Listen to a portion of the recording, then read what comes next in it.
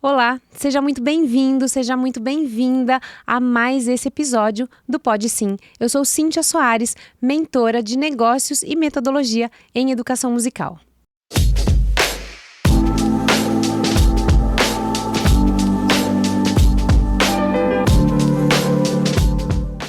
Hoje eu estou aqui com o professor Maurici Martin. O professor Maurici, ele é professor titular de piano na Unicamp, também é chefe do departamento de música da Unicamp e curador da série de concertos da Sala Watari em Campinas, interior de São Paulo. Professor, muito obrigada pela presença, pelo seu tempo em estar aqui.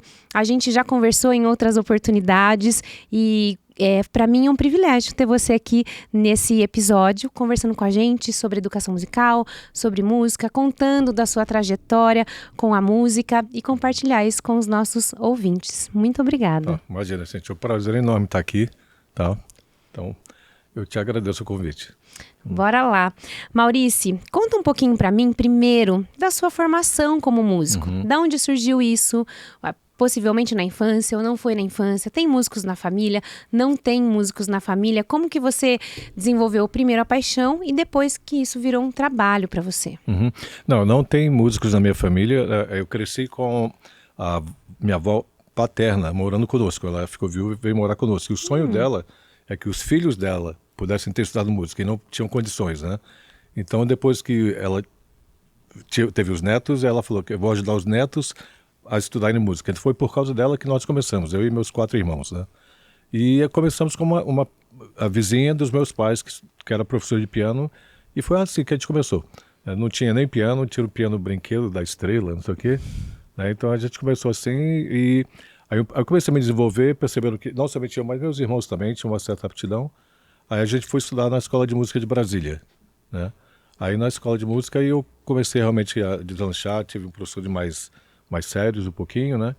E o interessante é que na Escola de Música você era obrigado, o maestro Livino de Alcântara foi uma figura importantíssima na fundação, no estabelecimento da cultura musical em Brasília, né? Ele fundou a Escola de Música, ele criou a primeira orquestra sinfônica de lá, e na Escola de Música o objetivo era que todos os alunos tocassem um instrumento de orquestra. Ninguém podia estudar só piano. Porque o objetivo ele queria fomentar músico para futuramente ter uma orquestra sinfônica. Aí quando ele viu que eu estava começando a me destacar um pouquinho, né, aí ele permitiu que eu tocasse só piano, desde que eu acompanhasse o coro, que eu tocasse e acompanhasse os alunos de violino, um monte de coisa assim. O que foi fantástico para mim, com a idade de 14, 15 anos, né, ter essa experiência de música de câmara, acompanhar coro, viajar com o coro.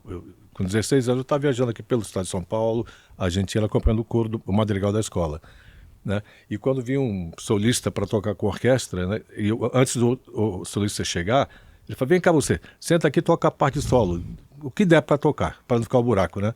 Então foi uma experiência fantástica para minha formação, né?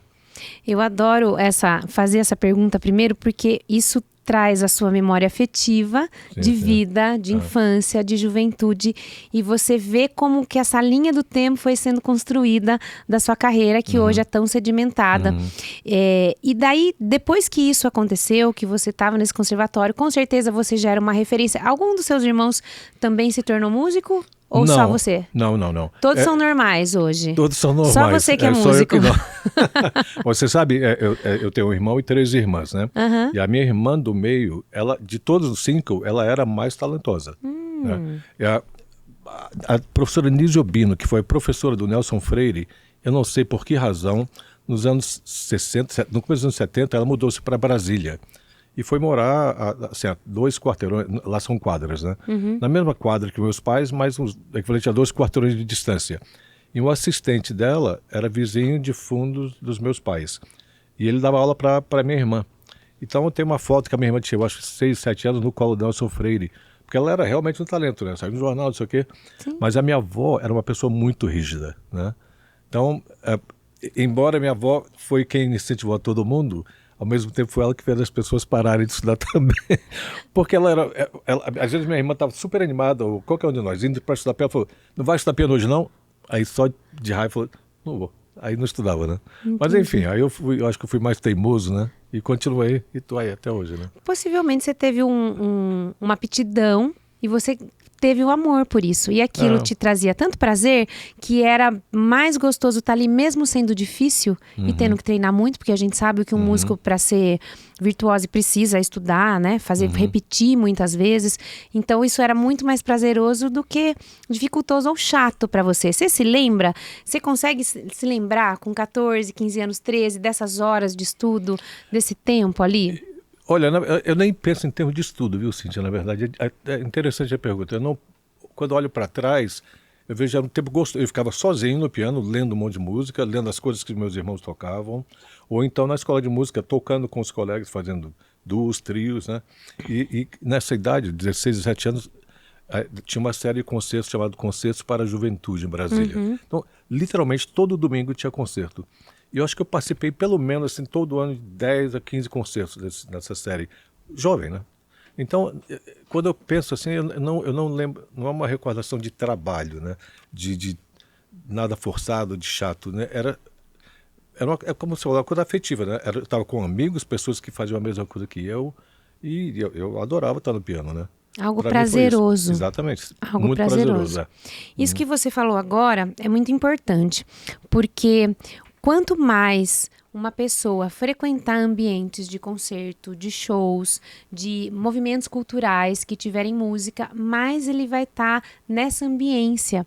E isso vai trazer para ele realmente uma cultura e ele vai gostar de estar tanto nesse lugar que isso vira um habitat natural e que isso não é chato e que isso realmente é legal, é gostoso e ele prefere estar ali do que fazendo outra coisa, que é isso que foi criado na sua cultura e que a gente vê hoje famílias criando essa cultura, outras não criando, como sempre também, porque dos seus amigos da época de infância e de juventude, alguém foi músico?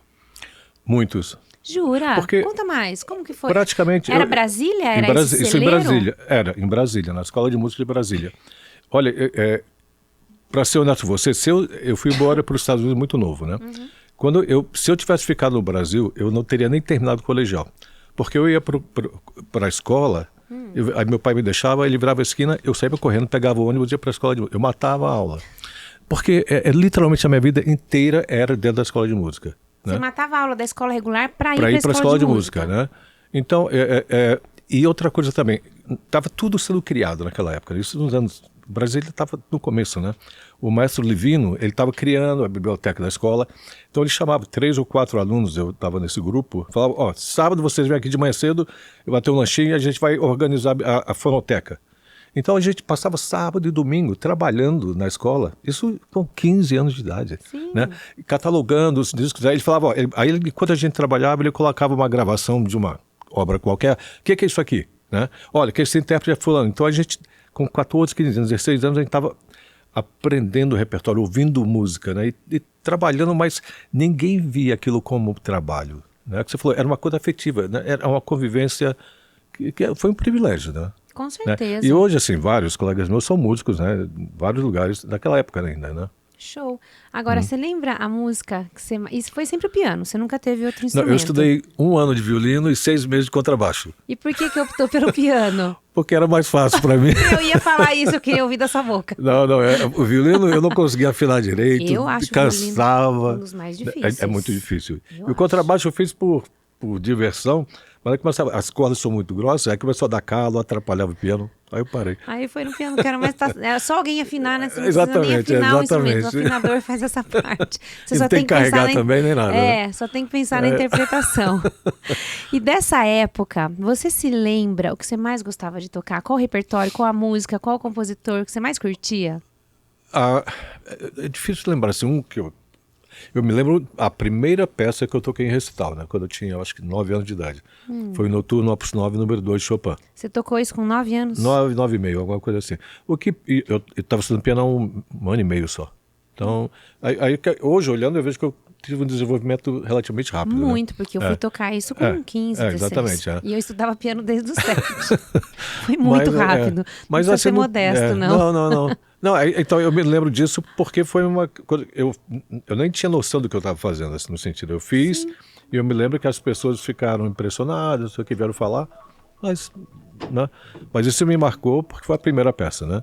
E compositor, eu sempre gostei muito de Chopin, Mozart, Beethoven, do período clássico, né? Sim. E dos românticos, né? Maravilha. Então, Maurício, e daí você continuou, você se formou nesse conservatório, fez um curso técnico, como que você foi para a graduação até chegar hoje como professor titular da Unicamp? Você passou por alguma outra universidade antes? No Brasil, não. Foi o primeiro concurso que você fez? O primeiro que você passou? Para dar aula? Não, eu tô vai fazer agora 39 anos em março que eu estou na Unicamp, né? Foi meu primeiro emprego no Brasil, foi esse, né? Mas é o que eu te falei, na década de 70 não tinha cursos de superior de música ainda, né? Então todo mundo queria ir para fora, França, Rússia, Estados Unidos, e o meu sonho era ir para a Rússia. Só que naquela época, se você fosse para a Rússia, né, você teria o passaporte carimbado, e era um país comunista, então tinha problemas no retorno, ficava visado. Meu pai falou, de jeito nenhum você vai para lá. E eu tinha, né, uma tia que faleceu, e eu tenho um tio ainda que está lá, que são os irmãos do meu pai que estão lá há mais de 60 anos, né? Eu escrevi para ela, né? Falei, eu quero estudar aí. Aí ela começou a olhar, arrumou tudo lá na escola lá da cidade dela, no colegial. Aí ligou lá em casa, porque naquela época você não ligava facilmente, era muito caro para ligar, né? Então, aí ela ligou, falou que meu pai, tá tudo certo pro Maurício vir. Eu falei, vir para onde? Né? Aí ela falou, não, ele falou que queria vir estudar, já arrumei tudo, né? Aí foi aquela briga dentro de casa, porque eu não tinha falado com meus pais isso, né? Eu sabia que eu queria ir embora. Quantos anos você tinha? 17. Tá. Eu tinha acabado, eu viajei com 18, mas eu comecei a fazer isso com 17, né? Tá. Aí foi aquela confusão dentro de casa, não sei o quê, aí no fim das contas meu pai concordou, porque pelo menos eu tinha a tia, né? Ele confiava, não sei o que, aí eu fui, aí eu terminei o colegial lá. Né? Aí foi lá que eu conheci minha esposa, no colegial. Vou chegar aí ainda. Aí foi, enfim, aí eu fiz o segundo e o terceiro ano do colegial lá. Aí eu não queria voltar para cá, mas para vocês dos Estados Unidos as faculdades são muito caras, né? Sim. Tanto hoje são mais caríssimas, ainda, mais né? ainda. E eu acompanhava o coro da escola do colegial, né? Aí eu comentando com o regente, o professor, falei, olha, eu quero arranjar uma faculdade, não tem como, não sei o quê. Falei, olha, tem uma faculdade onde eu estudei, que é a Universidade Estadual de Indiana, que está tendo um concurso para bolsas. Vamos gravar uma fita, né? Na época era fita, e a gente manda. Aí eu gravei, ele mandou, ele foi muito bacana, ele tomou a iniciativa, ele conhecia os professores de piano lá, né? Tá. Aí ele mandou a fita, a gravação, aí eles responderam assim, eles gostaram, mas que eu teria que fazer a prova ao vivo, que tinha um dia lá que era todo mundo ia tocar para eles decidirem quem era a bolsa. Aí eu fui, minha tia me levou, toquei, não sei o que, aí anunciaram que eu tinha ganho a bolsa. Só que a bolsa era parcial, não cobria. Eu não tinha dinheiro para pagar o resto, meus pais não tinham como. Aí eles falaram, bom, infelizmente é o que tem. Aí voltamos, fomos embora lá para perto de Chicago.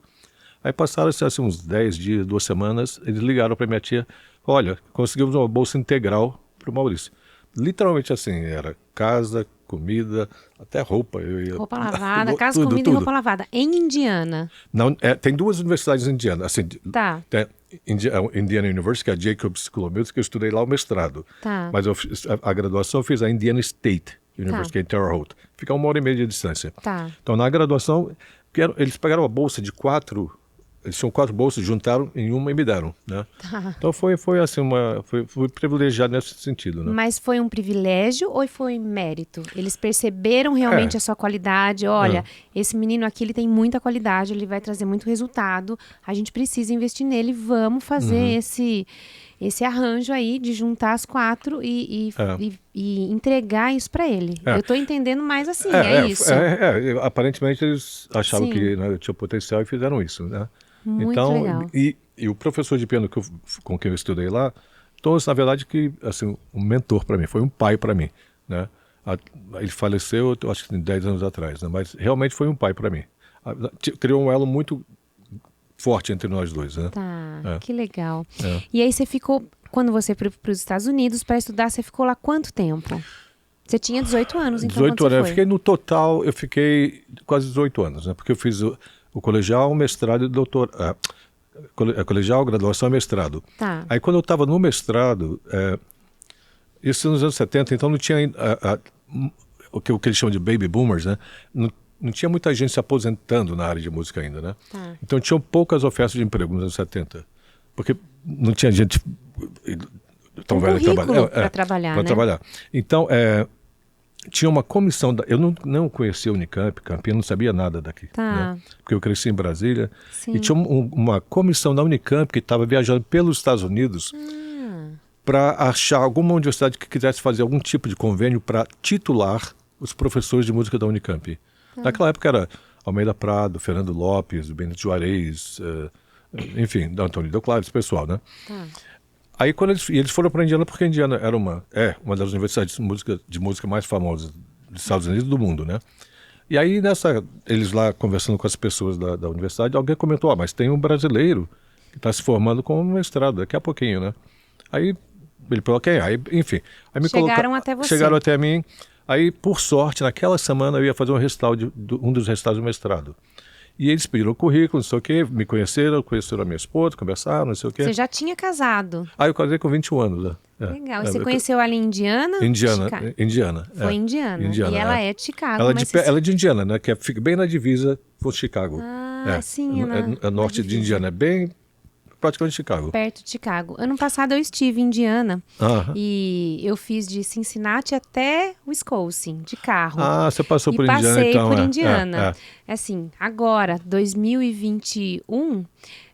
2022, desculpa, nós estamos em 2023. É assim, um lugar praticamente deserto, né? É aquele, eu imagino, nos anos 70. É só plantação de milho, só né? plantação de farms, tem muitas farms. Mas aí você tem lugares como Indiana University, que é um oásis no meio do deserto, que é uma das maiores escolas de músicas do mundo. Show. É um negócio fantástico. Você precisa conhecer, é incrível, sabe, essa faculdade. Não dá nem para descrever o que é tão fenomenal aquele lugar.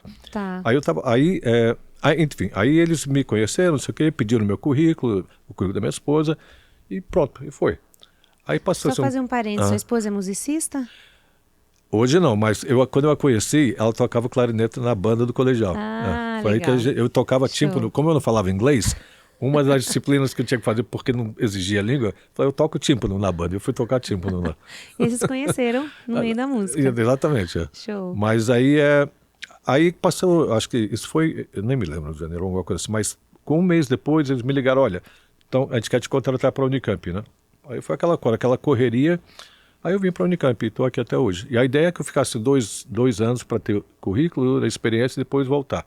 Só que a gente... Você praticamente criou o departamento de música da Unicamp. Foi assim, no início? Do início, bem no início, né? Porque, na verdade, se eu não me engano, o departamento começou em 82, 83, eu acho, nem me lembro, não sei. Mas assim, eu fui um dos primeiros lá, né? Construindo isso até hoje. E como que você vê o departamento de música da Unicamp de quando ele era, nos anos 70, você começou? 85. 85? 85 foi o ano que eu tive minha primeira aula de piano. Em agosto de 1985. Minha primeira aula de piano, 6 de agosto de 1985. Tá vendo, Cíntia? Você tá ótimo. E a minha primeira professora de piano era uma freira. Mesmo? Era uma freira. Em Piracicaba? Lá em Piracicaba.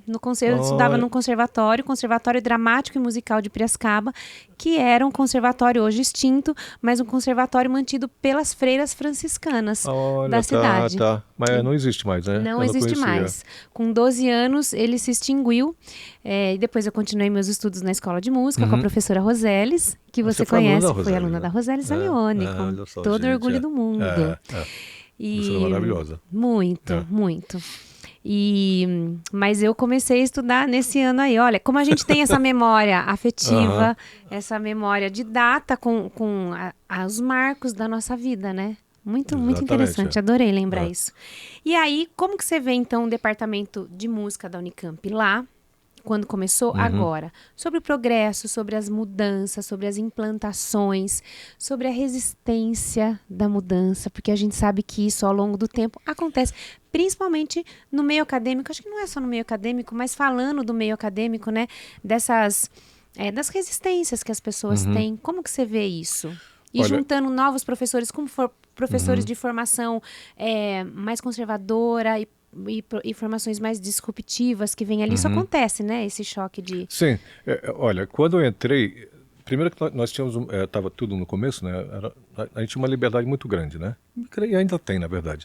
Mas o que eu tenho percebido ao longo do tempo, né, é que para ser... Em alguns aspectos melhorou muito, né, em termos de infraestrutura, etc., essa coisa toda. Mas eu sinto que as universidades, não só a Unicamp, as universidades brasileiras têm caminhado numa direção que eu não acho que é a melhor em relação à música. Porque o foco hoje nas universidades brasileiras é essa coisa da pesquisa, e tudo bem, pesquisa é uma área importante, mas a pesquisa em música é uma área da música. Você tem performers, que são os instrumentistas, você tem pesquisa, que seria musicologia, etnomusicologia, etc., né? Mas hoje, como é uma maneira que... Isso é a minha opinião pessoal, tá? Claro. Eu acho que hoje uma maneira que nós, os músicos dentro da universidade, da academia, tentam justificar a presença dentro da academia, tentando fazer o que as outras áreas fazem, né? Que não é o caso, entendeu? Né? A gente é um aspecto, né? Então, é que há muitos anos atrás eu conversava bastante com o Rubem Alves, né? E isso... Privilégio. Não, foi um privilégio. Né? A gente era amigo e eu conversava bastante com ele. E isso, eu nem me lembro que ano que era, eu não me lembro agora, mas anos 98, alguma coisa assim, né? E eu senti uma frustração enorme. Só para te dar um exemplo do que eu estou falando. A minha primeira experiência na pós-graduação, eu me lembro muito bem, acho que foi em 95, 94. Estava numa banca, eu mais 3 colegas, porque tudo era muito menor, né? O corpo docente da pós menor. Sentamos ali, entrou uma moça, sentou aí, falou, o meu projeto é isso aqui, ela falou, alguma coisa relacionada com o piano. Falou, aí todo mundo fizeram umas perguntas, muito obrigado, ela foi embora. Aí uma colega vira para mim e fala, uma excelente candidata para você. Eu falei, para mim não, eu não vou pegar. Mas como não? Eu falei, ela não tocou piano, eu não a vi tocando piano, como é que eu posso aceitar alguém no mestrado em piano se eu não a ouço tocar? Né? Enfim, isso é só um exemplo para... Então o que eu acho assim, de uma certa forma, nas universidades é mais importante você escrever sobre tocar piano do que tocar piano. Entende? Então, e não é só na música, nas artes, de um modo geral, né? Se o cara escreve um livro de poesias, isso não conta tanto quanto ele fazer uma análise das poesias dele. Então, são essas coisas. Então, eu acho que isso prejudica muito, né, a educação dos jovens. Porque o rapaz entrou, a menina entra na graduação, aí daqui a pouco já começa a falar, porque a minha pesquisa... Gente, você não é pesquisador, o que é isso? Né? Mas está prejudicando o desenvolvimento dessa pessoa como instrumentista, se é o que ela quer ser. Sim. Não estou dizendo que a pessoa tem que ser instrumentista, mas se você tomar essa decisão, então cada área tem uma peculiaridade, né? Esse é o problema que eu vejo, a diferença maior é essa. E eu acho que isso está prejudicando muito a educação musical nas universidades, sabe? Adorei esse posicionamento. Eu falei isso hoje de manhã num outro episódio aqui, sobre como você se posicionar, sobre o que você pensa, é importante. Independente se as pessoas vão concordar ou não, independente se as pessoas pensam como você ou não, mas como isso é importante para o meio que você está. Porque a gente está num ecossistema. A gente está no meio, numa sociedade, e isso ecoa com as pessoas que estão com a gente, e isso vai ecoando, formando um ecossistema e uma sociedade que a gente está inserido. E se nós pudermos e soubermos mudar e nos empenharmos para mudar essa pequena sociedade, esse pequeno número de pessoas que está com a gente, que às vezes não são 5 pessoas, às vezes são 200 pessoas que estão ali com a gente, são 200 que estão diretamente, e que isso vai ecoando e que você atinge mais de 1000 pessoas. Se o que você faz, se a sua transformação realmente faz isso e você consegue mudar essas pessoas com o que você pensa, com a sua prática, com o que já dá certo, com a sua verdade. Não o que o outro pensa, com a sua verdade, faz muita diferença. E não fazer isso é uma negligência. Não fazer isso é um egoísmo, porque você acaba não transformando pessoas que estão próximas de você. O mundo, ninguém vai mudar. Nem Jesus Cristo conseguiu mostrar para todo mundo o que ele queria fazer. Mas se a gente mudar o nosso entorno, o nosso ecossistema, isso é de grande valia. E tem que ter coragem para fazer isso E é que eu vejo que você está fazendo agora no departamento. Imagino que não é fácil, porque tem outras pessoas com outras diretrizes, outras crenças e com outras práticas, inclusive, né? E que você vai rompendo essas barreiras. Mas gostei muito, e é isso mesmo, se posicionar e fazer da maneira que você acredita. E não podemos esquecer que essas pessoas saem para o mercado de trabalho depois. Mas é isso, aí é que está, Cíntia. Quando esses alunos saem daqui, né? Eles vão fazer audition, né? Fazer prova para entrar numa orquestra ou mais para frente para entrar numa universidade. Se você vê lá, contratando um professor de piano, de violino, ninguém vai querer saber qual é a sua pesquisa. Assim. Primeiro, até pode perguntar se você tem alguma coisa, mas você quer ouvir a pessoa tocar, você quer ver a pessoa dar aula. Né? Você vai entrar numa orquestra? Não quero saber projeto de pesquisa, tese de mestrado. Não, você tem que tocar o seu instrumento muito bem. Sim. Né? Eu não estou dizendo que a pessoa não possa fazer pesquisa. Eu não faço. Eu não faço. Eu não sou pesquisador. É o que eu sempre falo. Eu usufruo da pesquisa dos outros para estudar, para me preparar como intérprete. Tá. É diferente. Né? Mas e tem gente que consegue fazer as duas coisas, né? E eu respeito.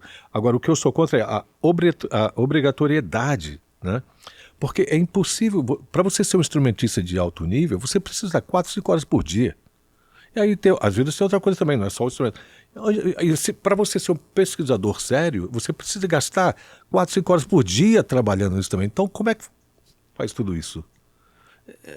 O número de horas é limitado. Exatamente, são 24 para todo mundo e tempo a gente não estoca. E é o que você falou, eu acho que a gente está fazendo, não está ajudando os nossos jovens para se preparar para o mercado de trabalho. Infelizmente, é isso que está acontecendo, eu acho. A gente já falou sobre isso anteriormente, há uns meses atrás, quando a gente se encontrou, e hoje esse tema aqui está vindo assim em voga. Eu fiz mestrado na educação e no mestrado eu fui uma pesquisadora. Eu tinha bolsa, então eu pesquisei muitos livros, fiz pesquisa de campo, passei ali pelo conselho, como chama quando a gente vai entrevistar pessoas? Tem que fazer um projeto. Conselho de ética. Isso, pelo conselho de ética, faz o projeto para ser aprovado, né? E fiz aquilo. E foi nesse momento que eu comecei a despertar para essa questão da profissão, dos profissionais em música. Porque eu entrevistei professores de música da minha cidade, de Piracicaba, e eu queria saber a trajetória de vida deles relacionada com a música relacionada com a música da nossa cidade, que é uma música muito característica aí do linguajar caipira, dessa constituição populacional da nossa cidade. E aí eu via que quando eles chegaram realmente na hora de trabalhar, trabalhavam em escolas, nos próprios espaços, eles sempre tinham uma frustração. Que era aquela frustração que você trabalha muito, você se doa, você tem a técnica, você produz e você não é remunerado, você não é reconhecido, as pessoas não entendem o seu trabalho. E é porque realmente eles não saem das universidades, dos cursos técnicos prontos para isso. E que muitas vezes eles precisam procurar algo à parte, procurar onde fazer isso, mas que eles não saem prontos. E vem de encontro ao que você está falando, que isso poderia, de alguma maneira ou outra, estar ali na formação deles, conscientizar, não precisa sair pronto, mas conscientizado, com a mentalidade, que o trabalho dele não é só a técnica, que vai muito além disso. Isso é uma coisa que eu estou pensando bastante ultimamente, tá? Se a gente olhar, porque o perfil dos alunos, né? Eu estou falando na área de piano, que é a que eu conheço melhor, né? O perfil dos alunos tem mudado bastante nos últimos 6, 7 anos, especialmente. Né? E se a gente olhar a grande maioria desses alunos, o que eles fazem quando saem da graduação? Não estou falando de mestrado, né? Mas a maioria, eles abrem escolas de música ou estúdios particulares, né? Que é o mercado de trabalho, que é o que acontece na maior parte do mundo, assim, eu acho. Claro. Não, ótimo. E só uma coisa que você falou, essa realidade não é no Brasil, essa realidade é mundial. Não, você conhece professores fora do país, eu também, a gente conversa, é mundial. Isso é uma coisa normal, em qualquer lugar do mundo. Só que nós mesmos, agora que eu estou me dando conta de como a gente precisa mudar alguma coisa nos cursos de música, na graduação dos alunos de piano. Porque tem essa coisa da pedagogia do piano que aqui está começando, mas ainda é uma coisa engatinhando, né? Já existe nos Estados Unidos há mais de 80 anos, né? Está super bem desenvolvido. E lá, eu mesmo, na minha graduação, eu tive que fazer, se eu não me engano, foram 3 semestres de pedagogia do piano. É importante deixar claro que o que eu faço é a pedagogia do piano também.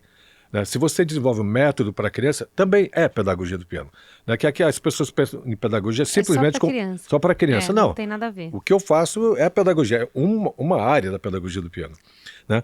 Só que os nossos alunos, né, eles saem da faculdade, na graduação, abrem as escolas, mas não estão preparados de fato ainda para dar aula para as crianças ou para adultos. Não sabe nem o material para usar. Não sabe. Então, hoje, eu até comentei com o meu colega lá da Unicamp, né? Eu falei, eu posso me aposentar a qualquer momento. Se eu fosse o dono da escola, do departamento, quando eu me aposentar, eu não ia contratar um professor de piano com o meu perfil, nem o dele, né? Que é um excelente pianista. Eu ia pegar alguém que tivesse feito um doutorado nos Estados Unidos em pedagogia do piano.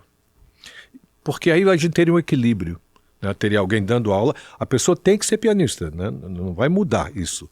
Mas estaria tendo a disciplina numa área que é garantido que ela vai ter que exercer aquela profissão, né? De professor trabalhando com um perfil de alunos diferente do que eu trabalho na faculdade. Mas aí esses alunos, né? Essas alunas, estariam recebendo conhecimento, né? Para aplicar. E não ter que aprender, porque é uma rede, né? Se o professor não está bem preparado, o aluno que vai sair dele também não vai estar muito bem preparado, né? Aí fica aquela bola de neve, né? Então, hoje eu acho que, na Unicamp, pelo menos, eu espero que algum dia a gente possa contratar um professor de pedagogia, né?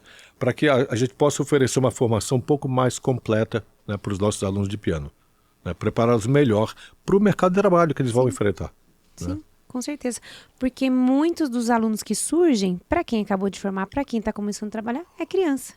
E não é porque é criança que você pode trabalhar de qualquer jeito. Não, exatamente. É super sério. Né? É muito sério isso. É o mais importante, do ponto de vista técnico, do ponto de vista anatômico, sim, exatamente. da mão, do corpo, né? A gente já pode criar ali algumas... É que quem trabalha com criança não tem um reconhecimento, né, que deveria ter. A gente que pega o pessoal da universidade, o aluno se destaca, o mérito é meu, não daquela professora lá atrás. Sim. Deveria ser, né? Mas, então... Adorei isso que você falou. Não, mas é verdade. Eu me identifico com isso. Você falou da Rosélis, né? Eu tenho 2 ou 3 alunos da Rosélis que vieram estar comigo. Aí o pessoal, aluno Maurício, mas o trabalho bom também foi feito lá atrás. Com certeza. Entendeu? Você foi professor do Rodrigo, né? Sim. O Rodrigo Bate, né? Então, mas fala... E do Lucas Lopes. Do Lucas Lopes, exatamente. Entende? Maestro. Né? Então, é um pouco ingrato, na verdade, né? Esse lado com as pessoas que trabalham com a educação dos jovenzinhos, né? Sim. Mas enfim. Mas isso é um mercado, até na escola tradicional, né? Só coloca lá a foto quando passou no vestibular. Poxa, quem ensinou a criança a escrever? Pegar no lápis. Ele só fez a prova no vestibular porque alguém ensinou ele a pegar no lápis. Então é bem isso, né?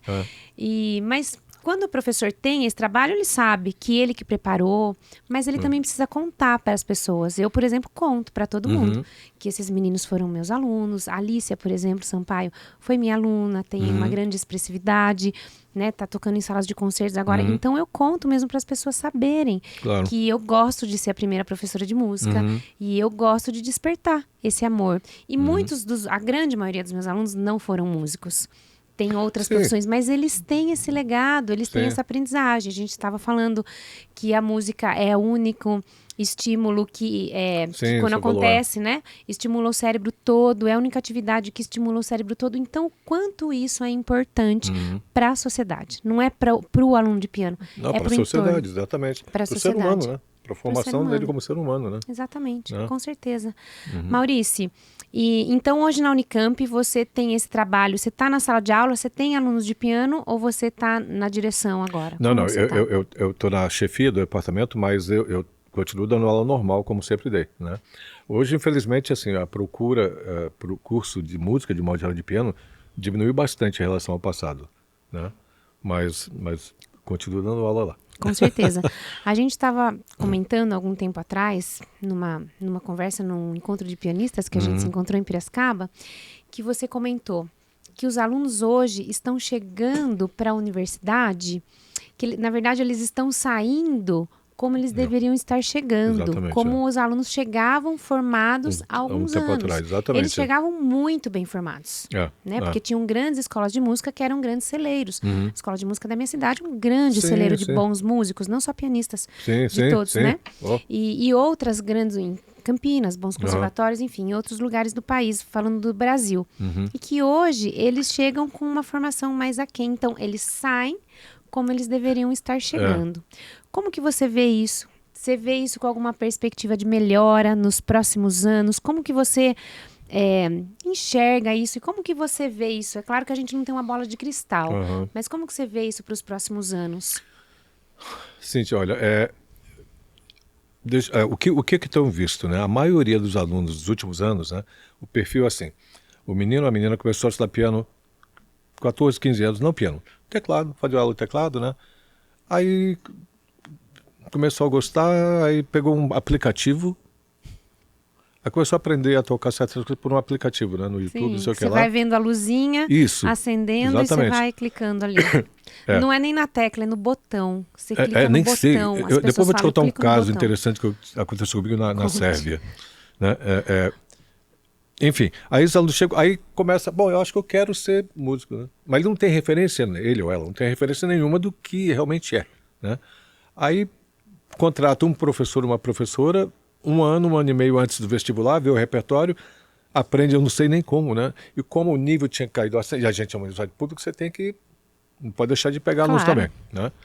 Aí estão entrando, só que tem alunos que entram, não sabiam nem quem era Mozart ou Beethoven. Isso é sério, hein? Aí você fala, hoje você tem o mundo nas mãos, né? Então, para mim, quando eu tinha 14, 15 anos, eu tinha que economizar dinheiro para comprar um LP para ouvir as peças de Chopin, não sei o quê. Hoje você não, né, tá tudo aqui, você ouve quem você quiser, gratuito. E eles não ouvem, não conhecem, não sabem o que é. Mas pega o aplicativo para ver as coresinhas, não sei o que é, né? Então aí você pensa, o que eu posso fazer por esse jovem em 4 anos para que ele saia minimamente qualificado para fazer pelo aluno que ele vai ter o que não foi feito por ele, né? Isso! Entende? Nossa! O que hoje eu falo para meus alunos, olha, não importa, porque é assim que eu penso, né? A minha vida inteira, né? Eu não sou uma pessoa, sabe, assim, eu sou ambicioso no sentido de querer fazer o melhor possível, mas assim, de que aparecer, quer ser famoso, nada disso, né? O que eu quero, assim, eu quero sentir que a minha vida tem um significado onde eu moro. Eu quero sentir que eu estou contribuindo para o meio onde eu estou. Para o seu ecossistema. Sim, ecossistema, exatamente. E eu falo para os meus alunos, olha, você tem que procurar ser o melhor possível para que você, quando você sair daqui, estiver trabalhando, não importa em que lugar, pode ser a menor cidadezinha, mas você vai ter uma escola de música, vai ser um estúdio particular, que você possa fazer diferença na vida daquelas pessoas que estão ao teu redor. Porque o significado da vida, para mim, é isso, né? Você olhar para trás e falar, pô, eu fiz a diferença na vida das pessoas. É isso que importa. O resto, para mim, não importa, entendeu? Então, então, o meu objetivo é fazer com que, primeiro, embutir nesse jovem o senso da busca pela qualidade. A disciplina e a busca pela qualidade. Porque a maioria não tem, porque não que eles não tenham, eles não foi educado para buscar isso, entende? Então eu tenho 4 anos, né, para fazer isso e para termos práticos. Realmente tenho que dar técnica, né, meios técnicos para que essa pessoa toque melhor, né? Então, tem sido bem difícil esses últimos anos. É literalmente tirar leite de pedra. É mais ou menos isso, exatamente. Agora, e eu estava muito desanimado, né? Há 2 anos atrás, eu comentei lá em casa, falei, eu não estou sentindo mais tanto prazer, eu acho que vou me aposentar, e eu posso me aposentar. Mas é que eu gosto do que eu faço, né? Aí eu vou trabalhando, daqui a pouco esses alunos começam a me dar resultado, aí eu fico animado, entende? Que bom. Né? Mas o que eu te falo assim, então, aí você fala, então, será que está melhorando? Eu não sei se está melhorando, para ser sincero. Mas esse ano, por exemplo, foi o melhor vestibular em termos de nível dos alunos dos últimos 6 anos da Unicamp. Então isso é um ótimo sinal. Literalmente assim, eu acho que eram 14 ou 15 alunos, né? Todos aprovados, assim, podem ser aprovados e isso seria bom. Então aí você fica assim, sempre esperançoso, né? O pessoal fala, pandemia, não sei o quê. Eu não acho que foi só a pandemia que afetou os alunos, sabe? Essa geração, a geração Z, né? Não sei o nome que é. Tem tantas. Mas a última é a Z. A Z, né? Então eu sinceramente não acho que foi a pandemia só. A pandemia pode ter acentuado certas coisas, mas eu estou vendo esse trend, essa coisa, desde antes, sabe? Eu acho que é a cultura. é a constituição cultural, educacional, não só do país, mas do mundo, Sim. que vem mudando. Porque isso a gente vê em outros países também, não só aqui. Nos Estados Unidos, que eu tenho amigos que trabalham em universidades lá, você também, a gente vê que os alunos lá também estão chegando menos preparados. Olha, eu tenho alguns colegas lá dos Estados Unidos que me falaram que nas universidades deles, agora eles criaram na graduação, tem a graduação em bacharelado em música, mas agora tem o bacharelado em artes. Porque o nível dos alunos está tão baixo que eles não querem dizer que a pessoa é músico, né? Uau! Então eles estão criando esse bacharelado para acomodar essas pessoas que não têm o nível que se esperava para entrar numa graduação em música, né? Entendi.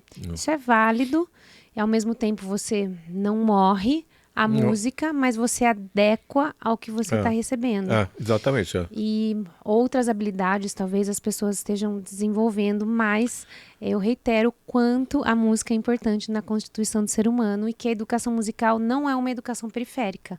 Ela deveria estar nos melhores currículos de todas os colégios, né? Já pensando ali na educação básica, que ela, além de ser obrigatória, ela deveria ter boa qualidade. Sim. Você sabe, nos Estados Unidos, né, tem muitas escolas de música, mais de 3.000, né? Sim. E nem todo mundo, essas pessoas que se formam, vão conseguir empregos em universidades, outros desistem e vão trabalhar em outras áreas. E é muito comum você ver, aqui no Brasil não, mas nos Estados Unidos você vê empresas que contratam pessoas que têm formação em música para trabalhar em coisas sei lá, de análise e não sei mais o quê. Por quê? Porque o que a música envolve disciplina, determinação, um monte de coisa. Então, essas pessoas são capazes de trabalhar em outra área, mas trazendo as qualidades desenvolvidas no estudo da música. Sim. É que no Brasil não, aqui você tem diploma de tecnologia para trabalhar com coisa de tecnologia, etc. Mas nos Estados Unidos não é assim, né? Então, eles olham as outras competências. Exatamente, né? Maurício, agora você tem um trabalho de fomento à música erudita, aos concertos, que é a Sala Watari, em Campinas. Conta mais um pouco como que é essa curadoria, como que você faz esse trabalho, faz uma divulgação mesmo desse trabalho aqui pra gente. Não, na verdade, a Sala Watari, né, esse nome fui eu que dei. É uma família, a família Watari, né? É uma família que mora lá em Campinas, são o Toru Watari, ele é médico empresário. A esposa dele, a Silmara Watari, é uma ceramista muito famosa aqui no Brasil, fantástica, né? E eles têm uma propriedade maravilhosa lá escondida lá em Barão Geraldo, né? E eles têm uma sala, literalmente ele fez uma sala de concerto. Ele adora música, né? Eles adoram. E aí, enfim, aí ele conversando com um colega da Unicamp, da música, o Fernando Hashimoto, fala, vamos fazer uns concertos, sei o quê. Aí me chamaram para esse negócio, né? Aí no fim das contas eu tomei a frente disso, acho que já está no 5º ano, se eu não me engano. Só parou durante a pandemia, né? E assim, agora hoje em dia, né, a sala ficou famosa assim no circuito de música, né? Sim. Porque tem um piano de qualidade, o ambiente é maravilhoso, acústica. Né? A acústica é boa, o ambiente é maravilhoso, tem um público cativo, né? Todos os concertos têm sempre 100, 120 pessoas, que para um recital de piano ou de música de piano é um público bom hoje em dia. Sim, para o interior de São Paulo. No interior de São Paulo, exatamente, né? E assim, a gente tem trazido músicos fenomenais, né? Que vêm porque a gente não tem patrocínio lá, né? Então a bilheteria tem que cobrir os gastos, é da raça, né? Mas os colegas, né, são pessoas queridas, né? São músicos excepcionais e todo músico quer tocar, né? Ele quer compartilhar, né, com o público, né? Quando você tem todas as condições perfeitas, você faz, né? O cachê não é tão alto, mas o pessoal tem vindo, né? Porque música é comunicação, música é a linguagem humana. O músico se comunica pelo instrumento dele, então ele quer estar. Ele quer estar compartilhando com todo mundo, né, se comunicando, né? Então eu tenho sido muito privilegiado assim, que trazer pessoas muito boas, né? E que aceitam vir por amor, na verdade, de uma certa forma. Show. Agora eu te fazer uma pergunta. Por que não tem patrocínio? Você buscou? Não rolou? Não, eu não busquei nada. Então, isso é outra coisa. Nós vamos conversar sobre isso. Então, nós vamos dar um jeito de ter patrocínio, porque merece. Sim. É vital para essa sala Não, tem patrocínio. que ter, na verdade. Agora mesmo a gente estava conversando, né? Parece que o seu Watari lá arranjou alguém que talvez faça um projeto para a Lei Rouanet, não sei o que é. Porque mas a gente pode procurar patrocínios de empresas mesmo. Sim, a ideia é essa, né? Porque isso ficaria muito mais fácil. Obviamente a gente poderia remunerar os músicos de uma maneira melhor E o trabalho, né, de curadoria fica muito mais simples quando você tem recursos, né? Sim, com certeza. E aí vocês trazem outras pessoas e tem despesa também. Tem que afinar o piano, Sim, tem então, alguma sim. torneira que Não, quebra, tem os sempre funcionários, despesas, tem os claro. funcionários. Né, então, assim, a gente tem trabalhado com a bilheteria, o Toro Sim. Atari, ele cobra quando não dá, Quando ele não faz. dá. Mas o ideal seria que a gente tivesse patrocínio, né? Porque realmente, hoje em dia, eu acho que é uma das séries de concertos mais importantes do Brasil. Sim, Né? sim, com Então, certeza. se você olhar os músicos que têm tocado lá, né, é uma lista fantástica. Eu tenho visto. Fala um pouquinho, quem já tocou lá? Olha, Quem o já Christian passou por ali? Budo, o Baldini. Você, Jussão, não lembro todo mundo, né? muita gente. É muita gente, né? Sei lá. Muita gente. Muita Mas gente boa. de importância, Sim, né? sim, de sim. renome. De renome no cenário, né? Isso, no cenário, né? e que vão até ali, e até né? mesmo alguns estrangeiros, né? Assim, enfim, a programação do ano que vem, só para Tá. fazer a propaganda aqui Por rapidinho. favor. Né, a gente vai ter o Guido Santana, Uau. do violino, com o Christian Budo. Vai ter o Henrique Graff, que é um pianista uruguaio, mora nos Estados Unidos, fantástico. Tá. Vai ter Fernando Courvoisier, que eu acho um dos melhores pianistas do Brasil. Vai ter o Ronaldo Rolim, com a esposa, que é uma pianista chinesa fantástica também. Aí vai ter eu e alguns colegas da Unicamp. Aí depois o Kayami Sartori, um violoncelista maravilhoso. O Quarteto Carlos Gomes, né, que é o Cláudio Cruz, a Dona Irã, e esse pessoal aí, né? Show. Enfim, essa programação Vamos que tá... trabalhar nisso, depois a gente vai conversar mais sobre isso, tá bom? Tá bom. Maurício, olha, a gente está terminando, é uma pena. Eu queria ficar mais umas 2 horas. A gente pode ter um próximo episódio claro, daqui a um vamos. tempo, vai ser um prazer.